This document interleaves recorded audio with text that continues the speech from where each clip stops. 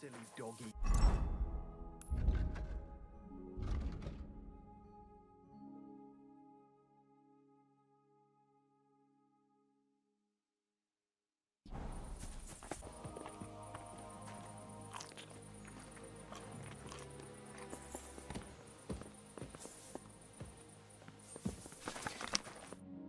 What? You're covered in blood, my friend. How you doing? I'm Henry. Nice to meet you. I'm Zdeněk. I'm a storyteller. I could tell you stories so sad they'd make the devil cry. Or would you prefer something so scary it'll make the hairs on your ass turn white? But it's a lot of hard work for me. Now, if you had something to drink or a couple of groschen, that might help loosen my tongue.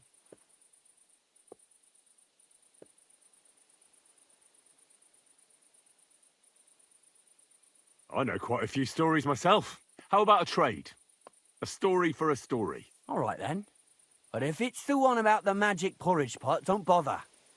I've heard it 100 times. And that story always leaves me feeling hungry.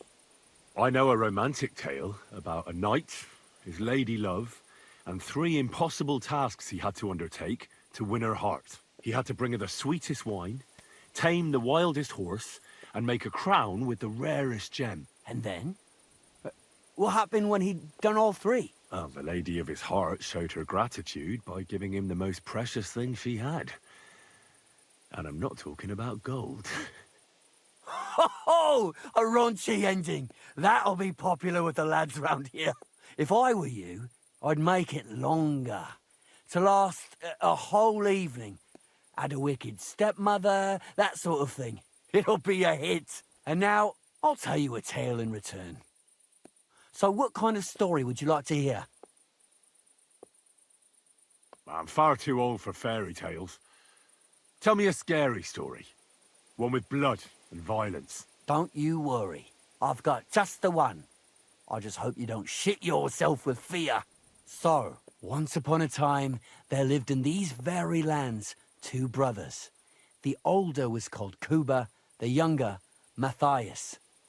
They were both woodcutters, like their father and his father before him. One day, at the height of summer, they were working in the woods. The air was as hot as a furnace, so Matthias went to a nearby pond to cool himself. But as he was leaning over the cold water, there was a loud splash. His axe had got loose from his belt. In haste, he began to search the muddy bed of the pond, and his hands soon touched something hard and heavy. He pulled it out and could not believe his eyes. He pulled out an axe. Yes, but not his old one. It was an axe made of pure silver. Good God. I'd grab that without a second thought. Maybe you would, but Matthias would never. He was an honest man, and with a big swing he threw the silver axe back. He searched the pond again, and this time he pulled out his own axe. Nothing but dull iron and old wood. I reckon that was the right choice. Who knows who the silver axe belonged to? Well, quite. Listen on.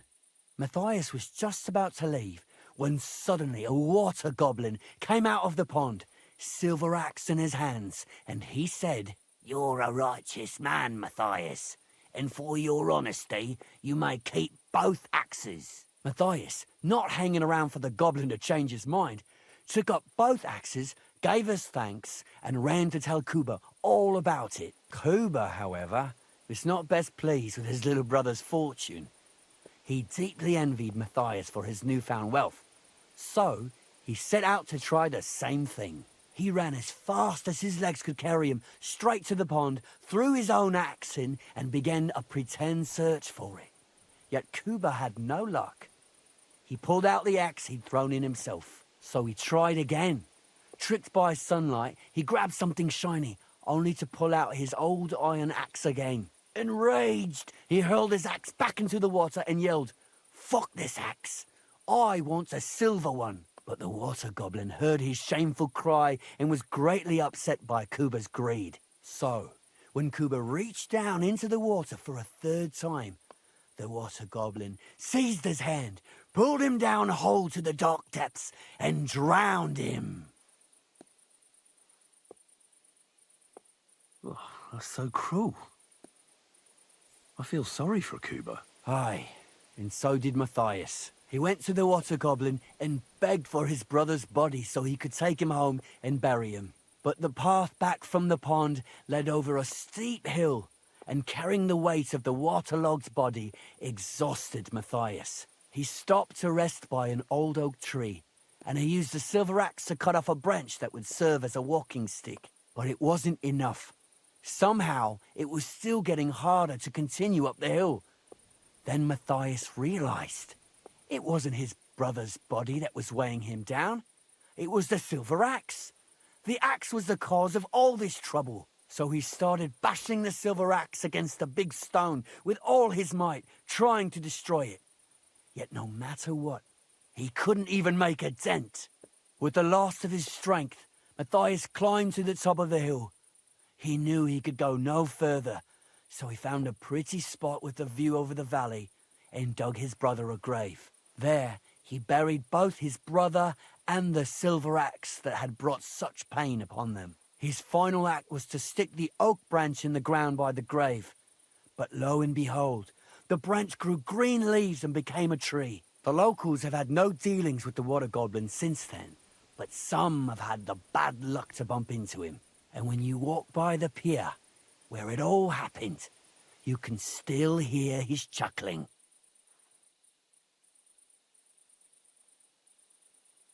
That was a very nice story. Story? What story? It's the truth. But why hasn't anyone gone looking for the axe then? Because it brings misfortune. Didn't you listen to me at all? Look for yourself if you wish. Rock Tower Pond isn't far from here. The Water Goblin's Pier is somewhere among the reeds. But leave me out of it. I'm fine here with my drink. Farewell.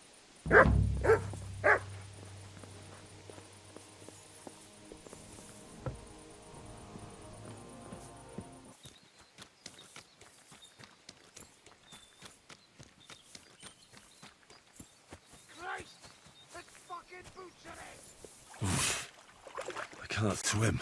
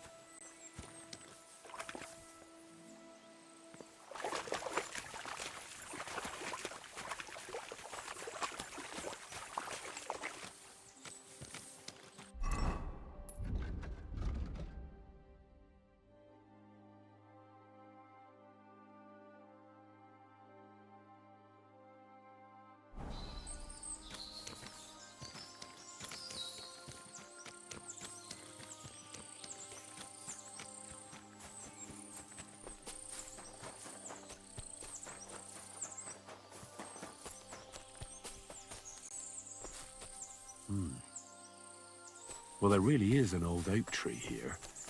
But what was the rest of the story? Something about smashing the axe on a rock. This could be the rock from the story. I'm on the right path.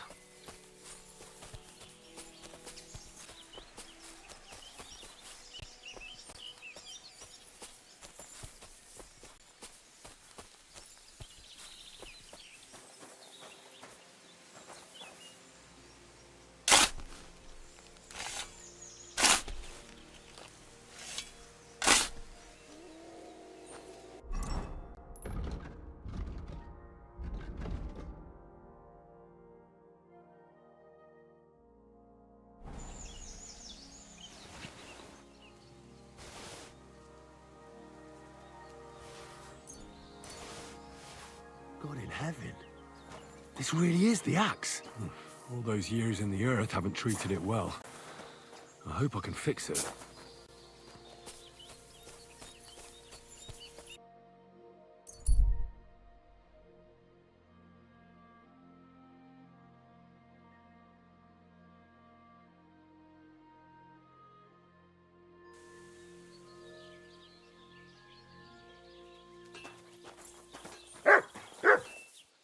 That's a fine maypole. Hey, innkeeper, that beer!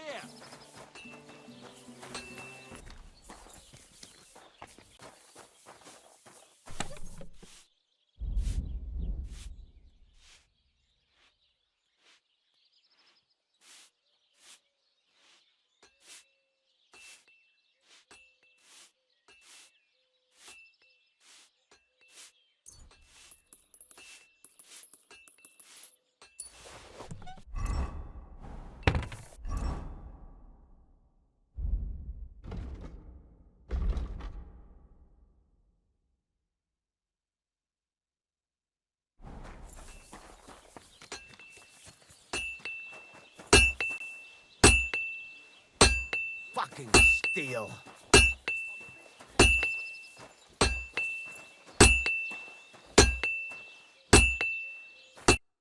What are you here for?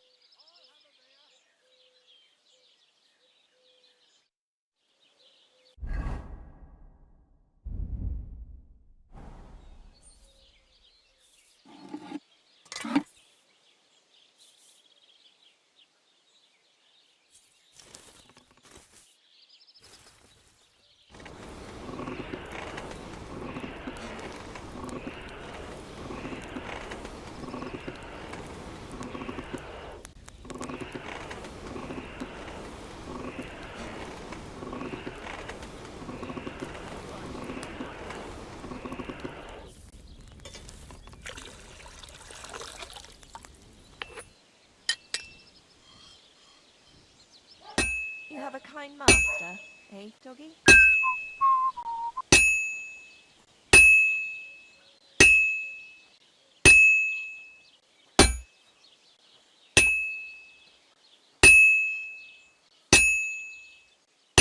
So, I went to see my brother, and to talk about the inheritance.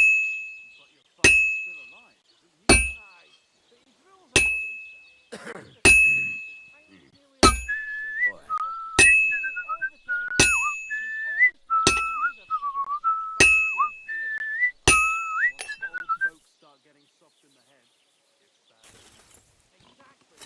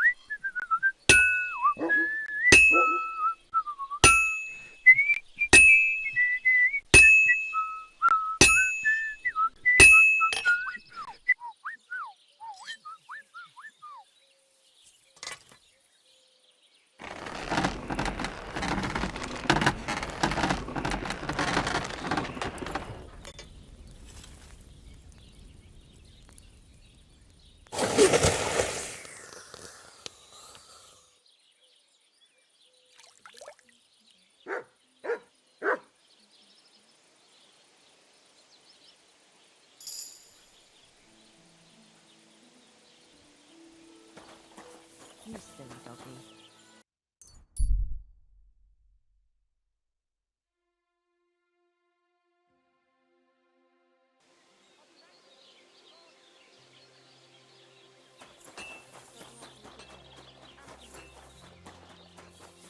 Good doggy.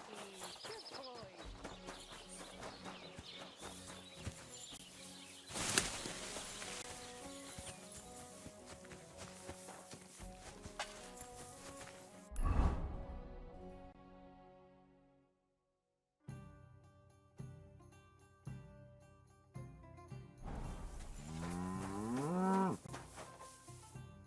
Welcome.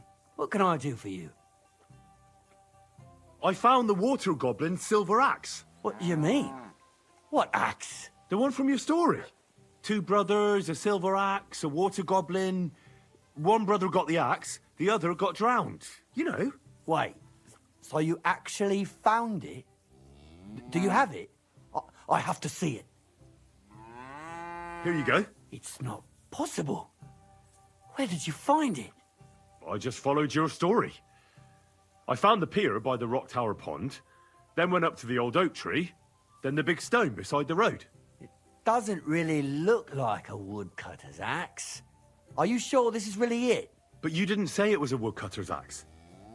You only said the water goblin's axe was silver. I did, but still. In all the years that that story's been told, everyone thought it was just a fairy tale for children. It has 4 different endings nowadays. When Johann and Jalejov tells the tale, it's about 2 sisters, and the water goblin grants one of them a pair of silver slippers. The other sister was jealous, but she didn't bother with the water goblin. She found her sister straight away and pushed her off a cliff in Apollonia. It's the same story, but Johann gave it some extra colour.